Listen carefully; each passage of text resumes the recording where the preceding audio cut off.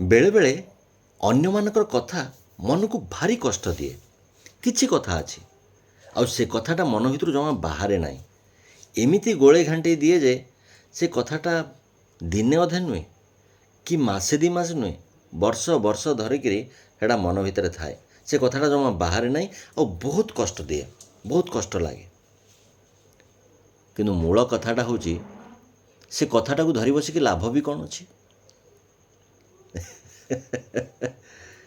ଦୁନିଆରେ ବହୁତ ଭଲ ଲୋକ ଅଛନ୍ତି, ବହୁତ ଖରାପ ଲୋକ ଅଛନ୍ତି। ବହୁତ ଭଲ କାମ ବି ହେଉଛି, କିଛି ଖରାପ କାମ ବି ହେଉଛି। କିଛି ଲୋକ ଭଲ କଥା କହୁଛନ୍ତି, କିଛି ଲୋକ ଖରାପ କଥା କହୁଛନ୍ତି। ଅନ୍ଧାର ଅଛି, ଆଲୋକ ଅଛି, ଭଲ ପାଇବା ଅଛି, ଘୃଣା ବି ଅଛି। କିନ୍ତୁ ଆମର ଦୃଷ୍ଟିଟା କାହା ଉପରେ ଅଛି ସେଇଟା ନିର୍ଦ୍ଧାରଣ କରେ ଆମ ଜୀବନଟା କେଉଁ ଆଡ଼କୁ ଯିବ, ଭଲ ଆଡ଼କୁ ଯିବ ନା ଖରାପ ଆଡ଼କୁ ଯିବ। ଯଦି ଆମେ ସେଇ କଥା ଉପରେ ବାରମ୍ବାର ଧ୍ୟାନ ଦେବା, ଦୃଷ୍ଟି ଦେବା, ତାହେଲେ ଦେଖିବେ ଦିନେ ଆମେ ସେଇଆ ହିଁ ହେଇଯାଇଥିବା ଏବଂ ଆମେ ସେଇ କଷ୍ଟ ଭିତରେ ସବୁବେଳେ ବଞ୍ଚୁଥିବା। କିନ୍ତୁ ସେ କଷ୍ଟରୁ ଆମକୁ ବାହାରିବା ପାଇଁ ହେଲେ ଆମର ଧ୍ୟାନଟାକୁ ହଟେଇବାକୁ ପଡ଼ିବ।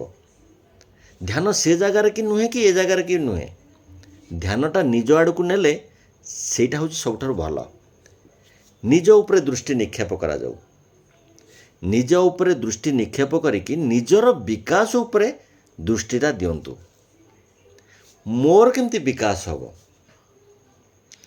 ବଡ଼ କଥା ହେଉଛି ନିଜର ବିକାଶ ହେଲେ ନିଜ ପରିବାରରେ ବିକାଶ ହେବ, ନିଜ ପରିବାରର ବିକାଶ ହେଲେ ସମାଜର ମଧ୍ୟ ବିକାଶ ହେବ। ତେଣୁ ସବୁବେଳେ ପ୍ରଥମେ ଆରମ୍ଭ ହୁଏ ମୁଁରୁ। ତେଣୁ ବିକାଶ ଆରମ୍ଭ କରନ୍ତୁ, ଦୃଷ୍ଟି ଅନ୍ୟ ଆଡ଼ୁ ଫେରେଇ ଆଣିକି ନିଜ ଉପରେ ଦିଅନ୍ତୁ। ଆଉ ନିଜ ଆଡ଼କୁ ଦୃଷ୍ଟି ଦେଲେ ଆମର ଅନ୍ତର୍ନିହିତ ଯେଉଁ ଶକ୍ତି ଗୁଡ଼ିକ ଅଛି ସେ ଶକ୍ତି ଗୁଡ଼ିକ ଉଜ୍ଜୀବିତ ହେବ, ସେ ଶକ୍ତିଶାଳୀ ହେବ। ଆମ ଭିତର ଜିନିଷଟା ଶକ୍ତିଶାଳୀ ହେବ। ସିଆଡ଼େ ଦୃଷ୍ଟି ଦେଇକି ସେ କଥାଟା ଉପରେ ଧ୍ୟାନ ଦେଇକି ବାରମ୍ବାର ସେଇଟା ଆମକୁ ଏତେ ମାତ୍ରାରେ ଭିତରେ ଥାଏ ଯେ ସେ ହାର୍ଡ଼ ଡିସ୍କ ପୁରା ଫୁଲ୍ ହେଇଗଲାଣି। ସେ ହାର୍ଡ଼ ଡିସ୍କକୁ ବର୍ତ୍ତମାନ ଖାଲି କରିବାକୁ ପଡ଼ିବ।